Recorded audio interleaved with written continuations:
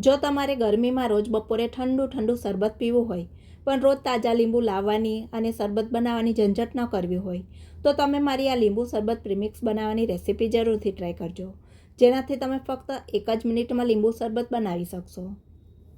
તો ફટાફટ લીંબુ શરબત તૈયાર થઈ જાય એ માટેનું પ્રીમિક્સ બનાવવા માટે મેં એકદમ પીળા, મોટા અને પાતળી છાલના લીંબુ લઈ તેના ઉપર વચ્ચેથી કાપ લગાવીને 2 ભાગ કરી લીધા છે અને બાઉલમાં તેનો રસ કાઢી લીધો છે। કપથી માપ્યો તો આટલા લીંબુમાંથી 1 કપ ભરાય એટલો રસ બન્યો છે, જેને મેં થાળીમાં ઉમેરીને મીઠાશ માટે તેમાં 3 કપ ખાંડ ઉમેરી ધીમે ધીમે થોડીવાર ચલાવી લીધી છે। તો અહીંયા મેં 1 ભાગ લીંબુનો રસ અને 3 ભાગની ખાંડ એ માપ રાખ્યું છે। ખાંડની જગ્યાએ તમારે સાકર ઉમેરવી હોય તો તે પણ તમે લઈ શકો છો। ખાંડ મિક્સ થઈ ગઈ એટલે થાળીને મેં પંખા નીચે 3-4 દિવસ આમ જ રહેવા દીધી, જેથી રસ અને ખાંડ સુકાઈ ગયા, જેને મેં સ્પેચ્યુલાથી ઉખાડી લીધા અને બીજા 3-4 દિવસ સુકાવા દીધા।